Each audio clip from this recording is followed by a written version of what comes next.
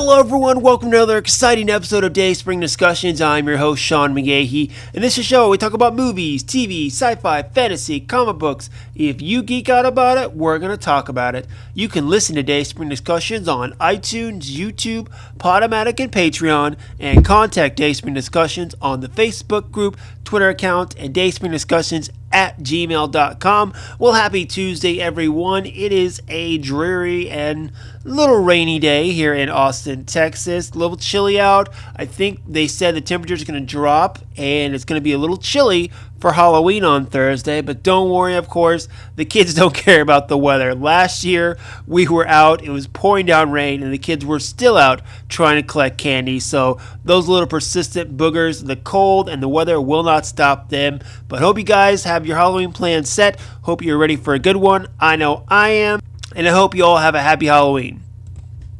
Alright, well, we got a lot to talk about on today's show.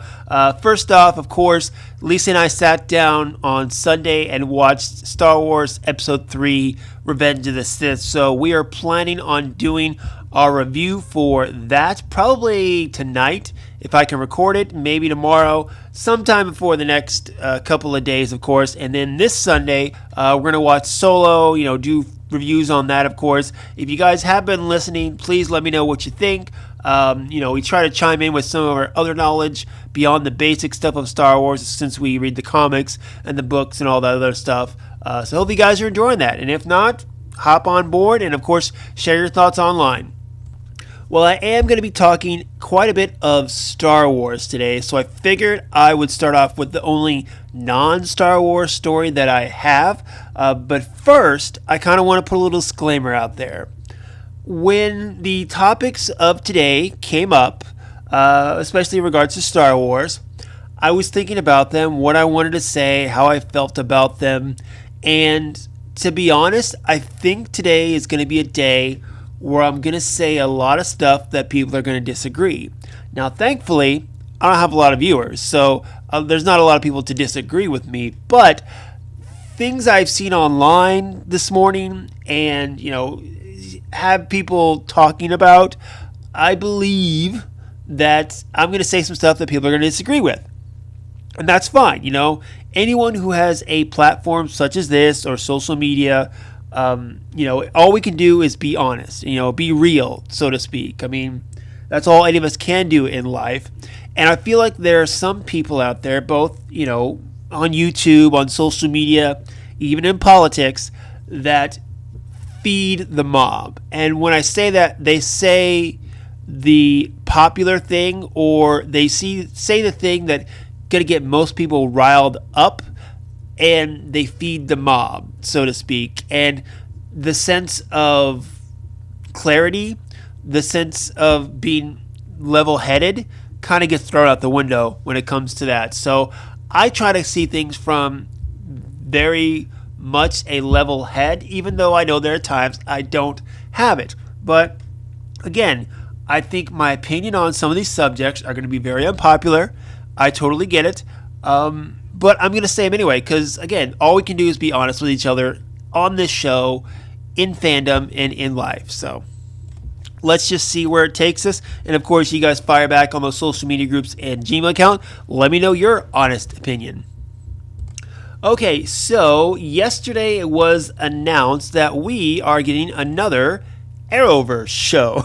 So, according to Hollywood Reporter, the CW is adding another show to their lineup called Superman and Lois Lane. Now, this is going to be another show in the Arrowverse starring Tyler Hoechlin and Elizabeth Tulloch, who have played these characters on shows such as Supergirl, Flash, and Arrow, mainly because they were all in the crossover last year, Elseworlds. They're going to be on Crisis on Infinite Earths coming up. And there was rumors of this for a while about we were going to get a Superman show starring those two. I haven't been crazy about Tyler Hoechlin as Superman on Supergirl, but honestly, I think he's done a decent job. The other girl who plays Lois, I've seen such a small sample size of her. I don't want to give a very valid opinion because I feel like I haven't seen her enough. However, from what I've seen, I'm not a big fan of. I wasn't a big fan of the way the Elseworlds crossover went down last year. The one before that, Crisis on Earth X, I thought was great.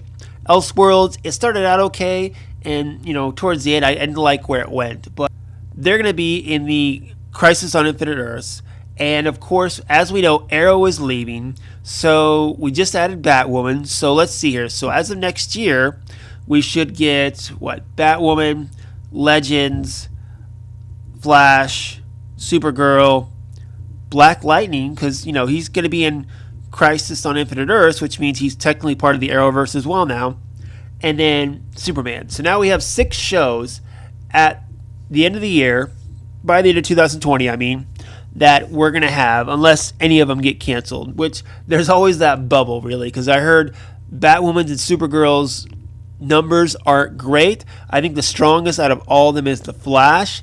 I enjoy Flash. I enjoy Black Lightning. I watch all of them, per se.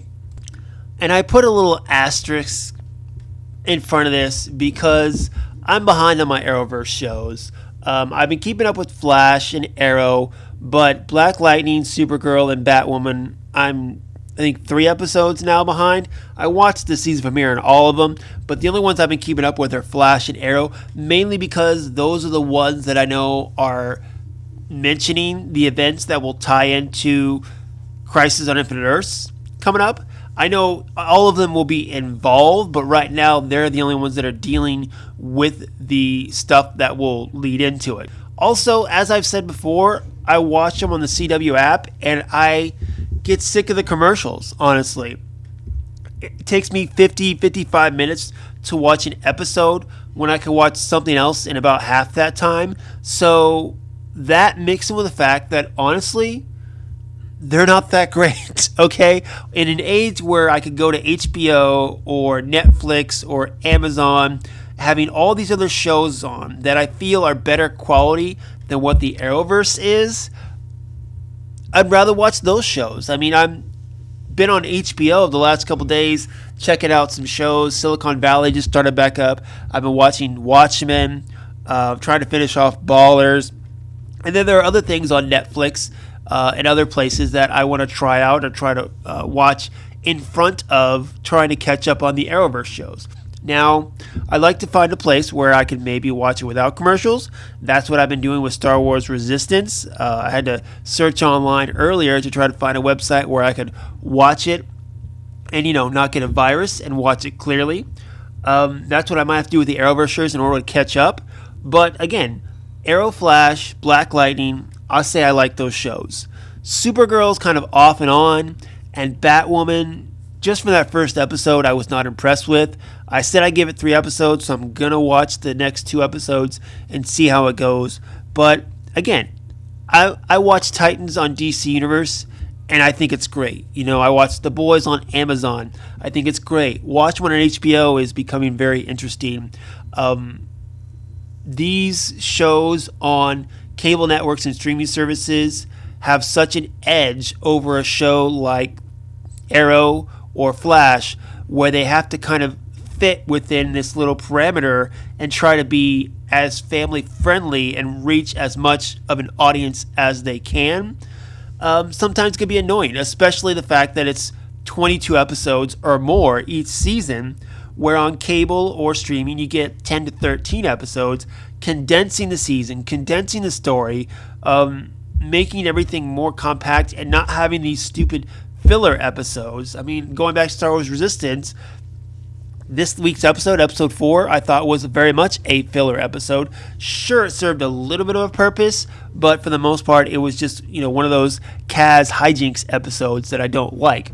But anyway, let me get to the actual story, where I was going with this. Anyway, so the premise of the Superman show, Superman and Lois Lane, is that, quote, the world's most famous superhero and comics' most famous journalists deal with all the stress, pressures, and complexities that come with being working parents in today's society, which implies the inclusion that they might bring in Jonathan Kent, or John Kent, or Superboy. Now, that's the part that has gotten me very interested, because in the comics right now, several years back when they did the Rebirth, they killed off the New 52 Superman, and you come to find out that the original Superman, the Superman that was like Death of Superman, was alive with Lois in the New 52 world, and they had a son, Jonathan Kent, who has grown up, has become best friends with Damian Wayans, aka Robin. It's about them being parents, and I'm a longtime Superman fan. Now I'm a parent, and to see that growth in the character, I very much enjoy. I hate it when they go back to the status quo. That's what they've done with Spider-Man, whereas they keep going back and trying to rewind the clock to keep him young and to keep him at his status quo, which is fine to try to draw in new readers, but then as longtime readers, I feel like we lose interest. Because to me, the most interesting Spider-Man comic book in the last couple of years has been Renew Your Vows, where they allowed Spider-Man to progress and, have his child grow up. Whereas, in the regular books, he's exactly the same as he's always been. And it gets boring after a while, honestly. So the fact that they've taken this and let Superman progress in the comics to a father, trying to teach Superboy, how to deal with his power, has been interesting, especially, again, from this standpoint that I am a parent myself now. So with this show, you could think of it as more like an updated Lois and Clark show, but you throw in the kid, I think it completely changes the game, completely changes the dynamic, as it does with anyone's life when you have a kid. I always tell my friend who's about to get married, being married doesn't change anything. Him and his girlfriend have been living together for a while. They've been sharing bills. That's what couples do. It's when you have a kid that things completely change. And, that's what I'm looking forward to in this series is, having that new spin we haven't seen in a Superman storyline on TV or on film, with him having a son, him and Lois dealing with that, as well as, being married and all the complications that come with that. Things, as a Superman fan, I've seen in the comic books. I've seen it happen, and I enjoy it, but now going to see it on the screen, I'm excited about that. The fact that it's going to be the Arrowverse, honestly, I don't know. As I said before, the Arrowverse I enjoy for the most part. Seeing all these characters interconnected, much like why I love the MCU, is it seems like one big comic book, how characters pop in and out of other people's titles. That's what you have on the MCU. That's what you have in the Arrowverse as well. And I enjoy it. But again, the fact that it is on a network that tries to be, as PG as they can, I think it, handcuffs it sometimes. But I'll check it out. As I do, I was not excited about Batwoman at all. But I'm trying to give it a chance. I will definitely, as a Superman fan, be checking this out as well. You fire back on the social media group's Gmail account. Let me know what you think about this upcoming Superman show. Okay, so that was my only non-Star Wars topic I wanted to get to. And I feel like I might have rambled on a little bit more or longer than I wanted to. So I do apologize about that. So let's get some trailers, okay? Some Star Wars trailers have come out. Of course, last night we got a new trailer for the upcoming Disney Plus show, The Mandalorian, which is going to be available on day one of Disney Plus, November 12th. 2 weeks away, guys. 2 weeks from today, we get The Mandalorian. So with this show, like I said, I'm not super excited about it because for me, what I love about Star Wars is the Jedi, the Sith, the Force, the myth over the wars, I guess you would call it. So the fact that it's not going to have the fact that it's more about a bounty hunter, I wasn't crazy about. I'm more excited of this show to see what the universe or the galaxy is like 5 years after the Return of the Jedi. I want to see kind of the political unrest, which they mentioned, in a brief line in this trailer. Now, with this trailer as well, I feel like we didn't get a lot of new stuff as far as plot lines, so to speak. There was a little line in there about someone saying, "Oh, I'm sorry, what happened to your people?" or it's tragic what happened to your people. Now, it could be just an editing trick to where someone was talking about something else and not to the Mandalorian, and I think that's mainly what it is. But I think it brings up a good topic for why I believe in this show more than I would over something else. Because online, I've seen some comments like, why didn't just make it Boba Fett? Why couldn't it just be Boba Fett? There is something I really, really feel strongly about, and that Boba Fett is an overhyped piece of crap character, okay? His coolness lied in his mystery, and his mystery is done, okay? We understand he was a whiny brat clone, okay? And go to the Clone Wars, he was still a whiny brat clone. Now, I don't know if this character Pedro Pascal is playing, the Mandalorian, is an actual Mandalorian. I'm assuming he is, because that's what the name of the title is. I'm assuming he has a past with the Mandalorian culture, that he's a warrior, maybe he's part of Death Watch. That's what I'm hoping, especially the fact that Dave Filoni is a showrunner next to Jon Favreau on this project, because what Filoni has done, with Favreau being a bit of a piece of this, is with Clone Wars and Rebels, I have no interest in Boba Fett. But I have a great interest in the Mandalorians, their culture, their way of life. I would love to get like a piece of like Mandalorian armor or an outfit. That would be super cool. That's where I hope they're going with this line is, I'm sorry what happened to your people, or it's tragic what happened to your people. I hope they're talking about something that happened to the Mandalorians during the war or after the war, whatever, and it ties into it. There's a rumor going around that there's a big old spoiler at the end of the first episode, to which I say it's a pilot episode. Every pilot episode has some kind of hook at the end, something, shocking that is supposed to get you to watch the next episode or continue the series. So when you say there's a spoiler, of course there's going to be some kind of spoiler. It's a pilot episode. I'm just hoping a show that is called The Mandalorian actually has to do with the Mandalorians and not just some bounty hunter who's wearing Mandalorian armor. Now, of course, I threw some shade on Boba Fett.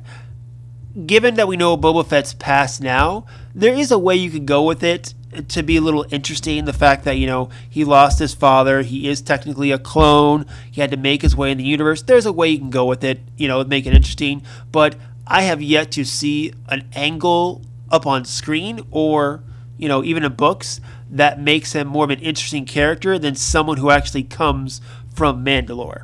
Now, another shot that I found interesting is there's a shot of people running through, looks like some kind of street. They got red robes on. And there's another shot, too, in the trailer of somebody in red robes. And then, of course, this morning, there was a new trailer for Jedi Fallen Order, the game that's going to come out just a couple days after The Mandalorian, which I will say I'm more excited for that than Mandalorian. I'll admit it, because it's the exact kind of game I want out of Star Wars, where you're playing as a Jedi, going through an adventure, going through what seems like a good story. You're fighting Inquisitors, which Inquisitors, I've been rewatching Rebels. I'll officially say Inquisitors are cool. I love Inquisitors. They're super cool. I'll go ahead and say that. But anyway, there was a person in that trailer that had red robes on as well. And I'm like, okay, the fact that these two trailers came within hours of each other, is there something we're trying to say? And here's my kind of opinion, or what I'm guessing it might be. People in robes like that usually have some kind of religious belief as to why they dress a certain way. In the Star Wars universe, the religion, or the most prominent one, is going to be the Force, right? So maybe these are like people who worship the Force, study the Force, something along those lines. And we're told, or I think there's rumor or something about how in this series, the Mandalorian, who's very much a loner, finds a woman and a small child and tries to protect them.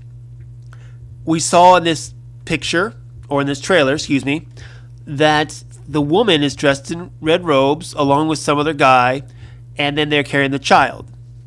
My guess is this child is force sensitive. That's what I'm saying. That's why he has to be protected.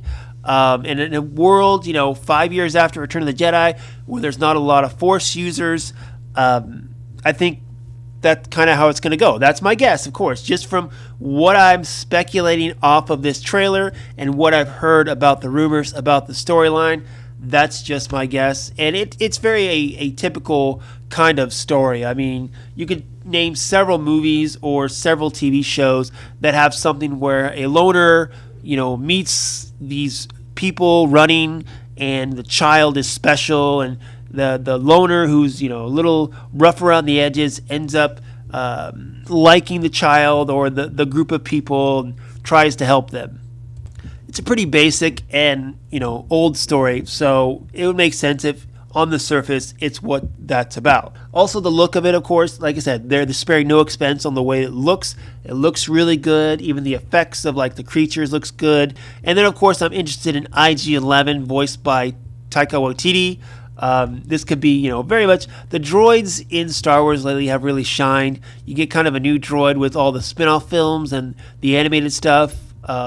They've been very enjoyable. So I'm anxious to see how this IG unit goes. I think with Taika Waititi doing the voice, I think it'll be a real enjoyable character. But so yeah, we got that new trailer, and it didn't give me a lot more, considering we're probably the last trailer. We're 2 weeks away. It's Star Wars. I'm going to watch it. I'm signing up for Disney Plus day one, of course. I didn't do the pre-sale. I'm going to sign up and I'm going to do the package with Hulu and ESPN Plus, but you can't sign up for it till the day of. So I'll do it the day of. I'll sign up for it. So not a problem there, guys. But let me know what you think about the Mandalorian trailer. Did it heighten your excitement, or did it lower it? Did it keep it where it was? And of course, Jedi Fallen Order 2. Let me know what you think about that trailer and which one you're more excited for, because honestly, like I said, I'm more excited for Jedi Fallen Order, but I know I'm probably the minority there, guys. But anyway, fire back on the social media groups and Gmail account. Let me know what you think. Okay, guys, you ready to get into this? Because it's going to be a doozy, so to speak. So let's just dive right in. So, last night, I'm sitting on the couch. I just got back from a movie, went and saw The Current War with Benedict Cumberbatch and Tom Holland.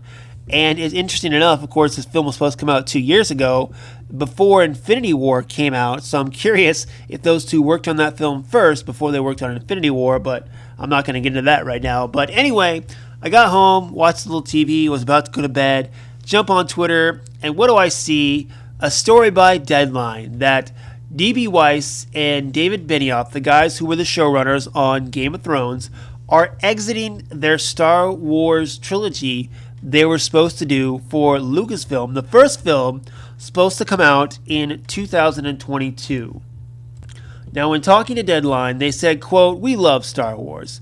When George Lucas built it, he built us too. Getting to talk about Star Wars with him and the current Star Wars team was the thrill of a lifetime, and we will always be indebted to the saga that changed everything."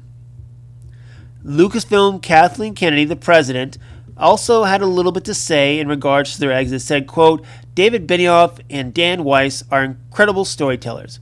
We hope to include them in the journey forward when they are able to step away from their busy schedule to focus on Star Wars."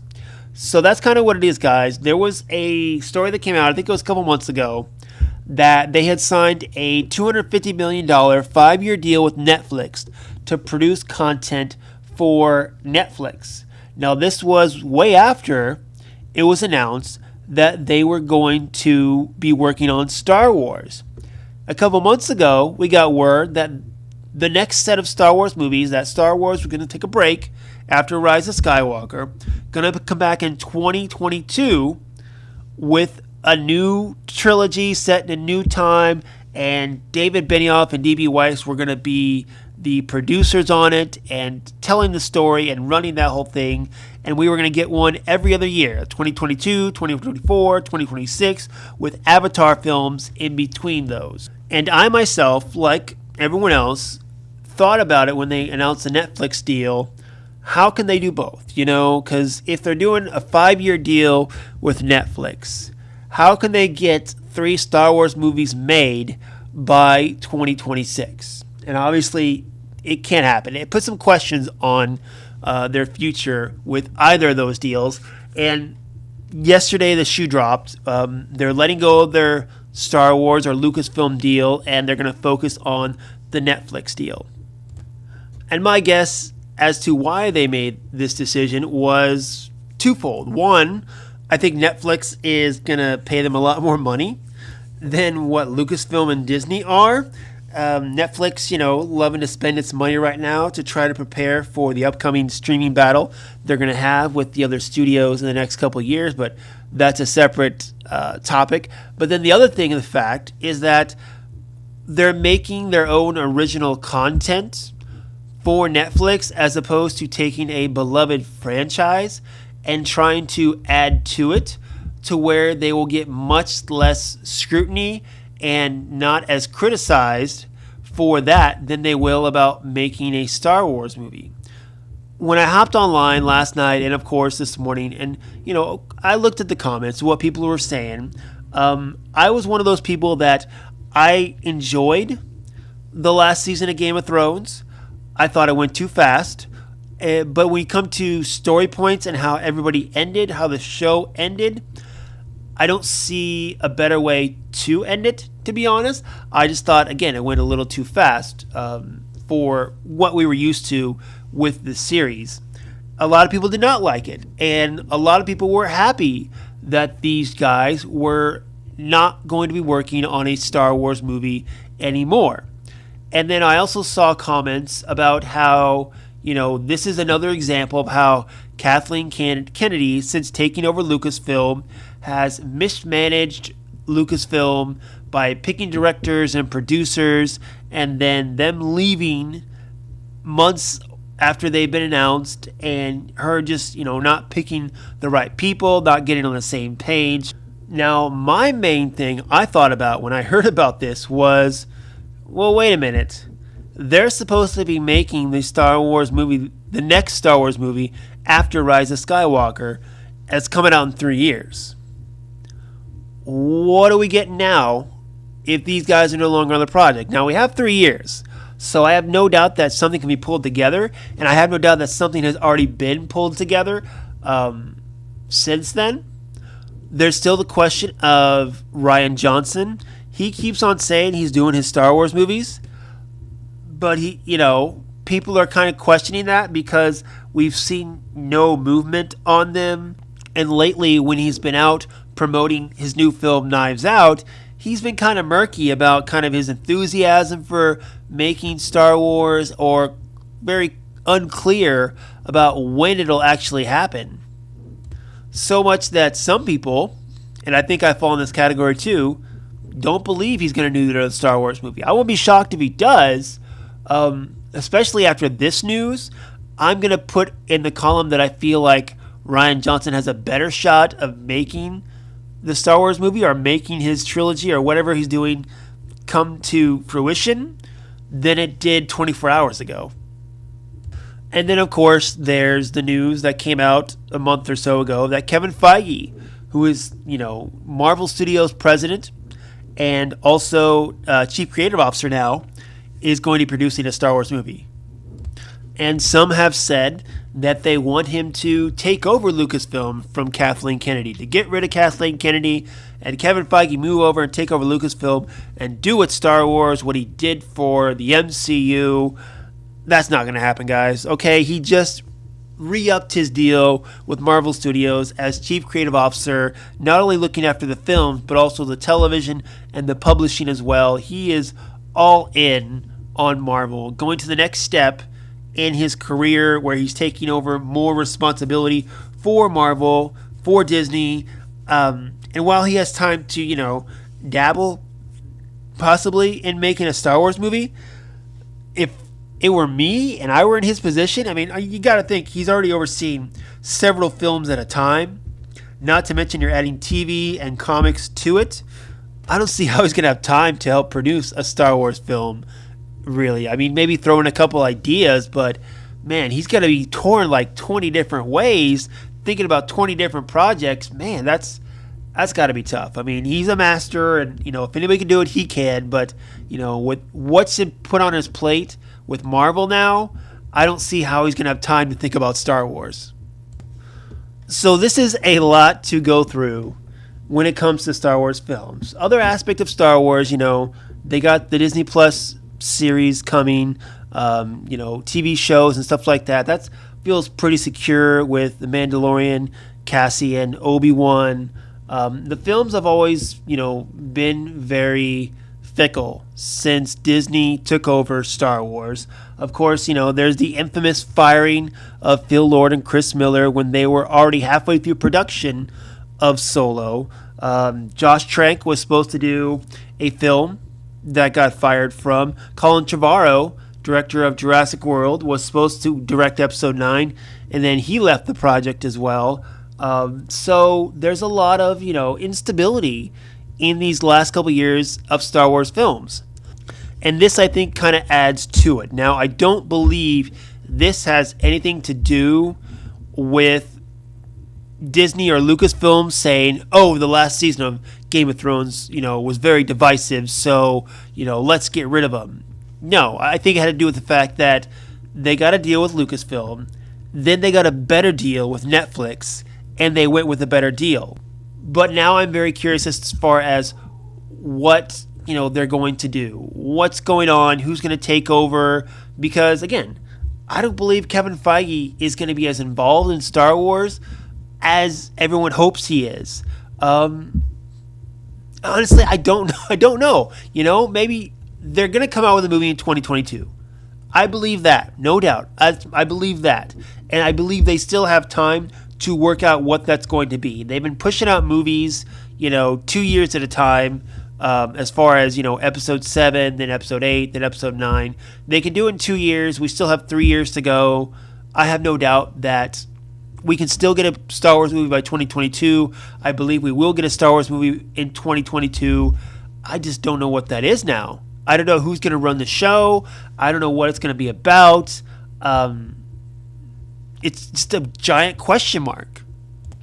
And that's kind of my big question out of this whole story. To me, it wasn't about, the Game of Thrones guys are thrown off the project, good, because they suck. Or, Kathleen Kennedy mismanaged another deal, she sucks.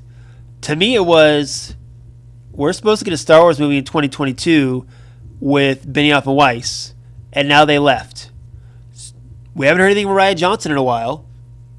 So, what's going on? And that's my question, really. What's going on with the next film? Maybe Kathleen Kennedy hasn't been the best when it comes to giving Star Wars a direction to go. And again, maybe, why they brought in Kevin Feige or want to bring in Kevin Feige. I think more of a consultant is what he'll be rather than actual producer. But I guess it's essentially the same thing. Producer is such a wide description in the job. This could be something where, giving them ideas of how to make a universe flow, how to make everything flow together a little more seamlessly. It's something definitely that, Lucasfilm and Star Wars has been suffering from. So maybe Feige coming in and, helping them plan out a 10-year plan would be a good thing to do. And as far as Benioff and Weiss, I looked on IMDb this morning. People are right when it comes to as far as their credits. D.B. Weiss has hardly anything in his credits. And David Benioff, he has, directing credits are basically Game of Thrones. His producing credits are pretty much Game of Thrones.